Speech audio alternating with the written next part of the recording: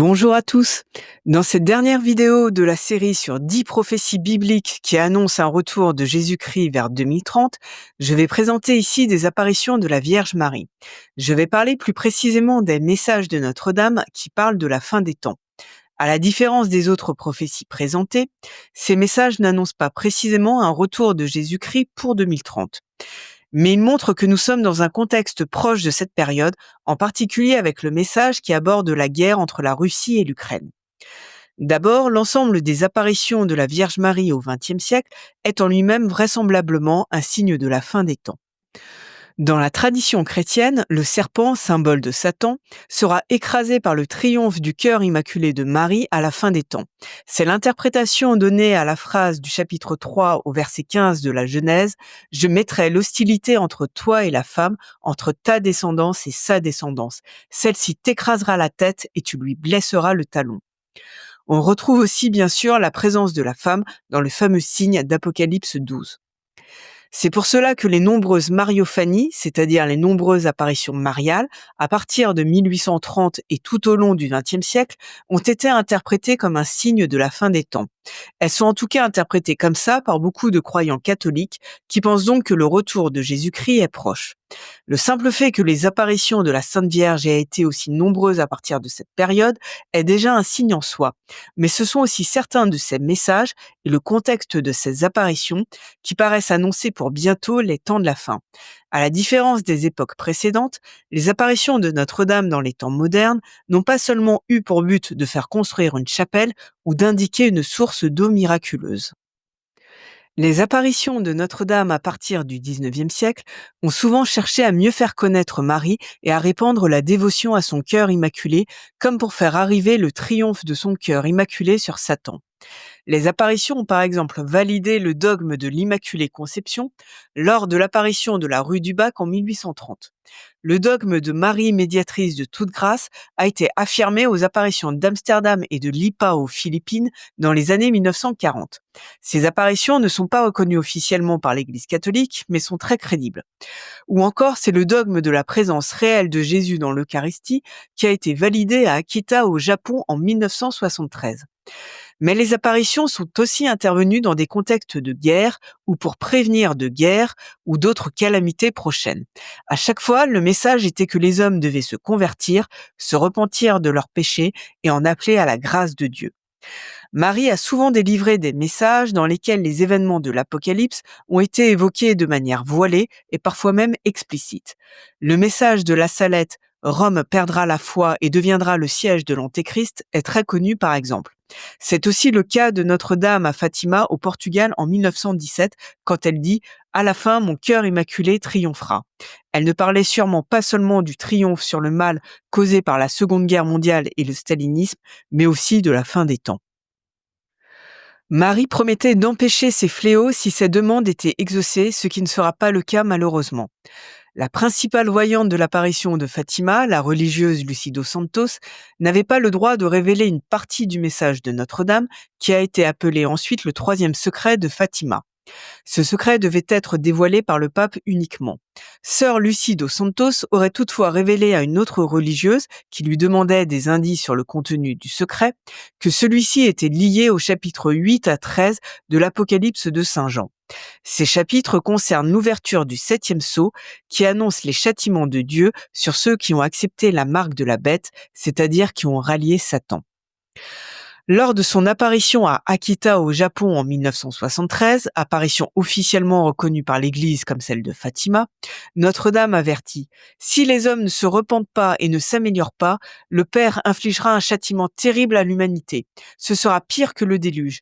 Un feu tombera du ciel et anéantira une grande partie de l'humanité. » Ce n'est sans doute pas un hasard si Notre-Dame a mis en garde contre un feu particulièrement destructeur qui fait penser à l'arme nucléaire, en apparaissant au Japon, seul pays à avoir été victime de bombes nucléaires avec les attaques d'Hiroshima et Nagasaki. Or, dans le livre de l'Apocalypse, la sonnerie de la troisième trompette provoque la chute du ciel d'une grande étoile qui brûlait comme un flambeau.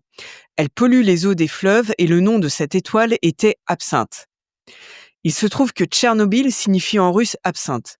Est-ce que la catastrophe de Tchernobyl en 1986, avec aussi une pollution des eaux qui a notamment causé beaucoup de cancers de la thyroïde, annonçait symboliquement la cinquième trompette de l'apocalypse comme une bombe et une catastrophe nucléaire?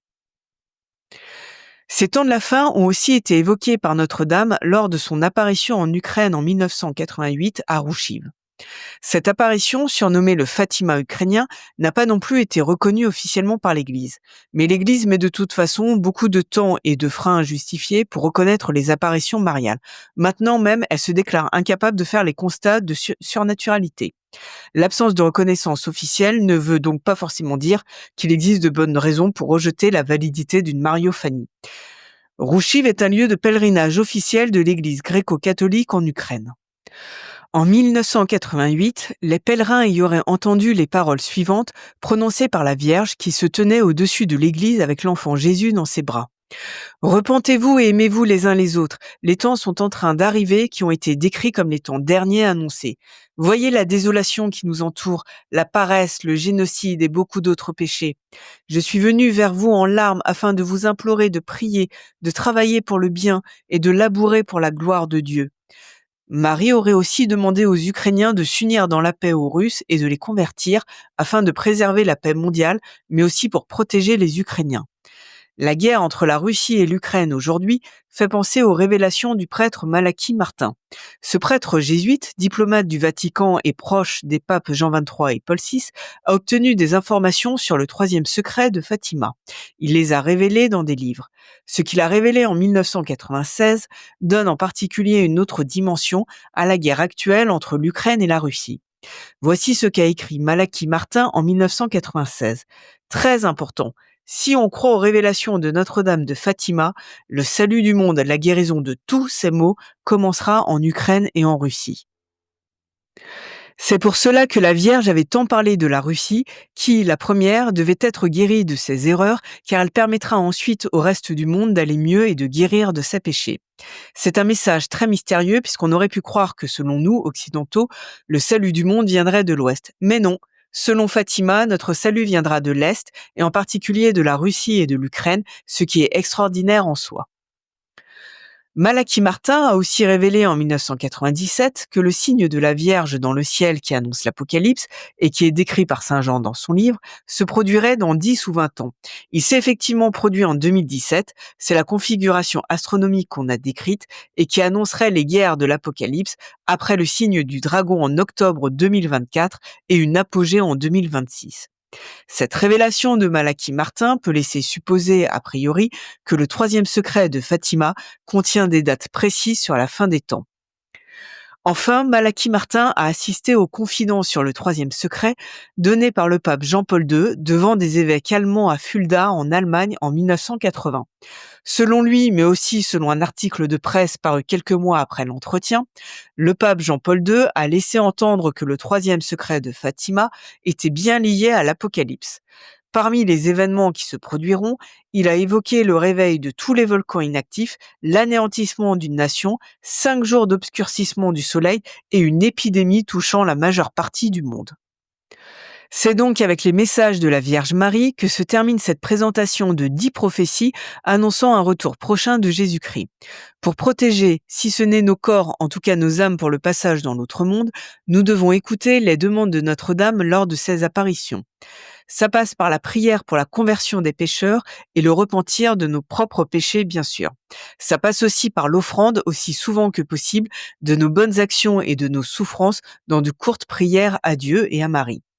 Ça implique aussi les pratiques de la dévotion au cœur immaculé de Marie, avec la prière quotidienne du chapelet et la communion réparatrice des premiers samedis du mois.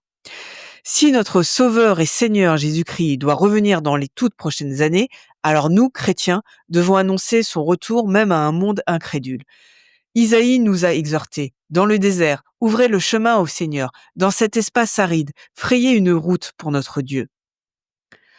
Je vous remercie de m'avoir écouté. N'hésitez pas à liker, diffuser et même à nous rejoindre dans le monde non virtuel. Bonne journée et que la paix du Christ vous accompagne.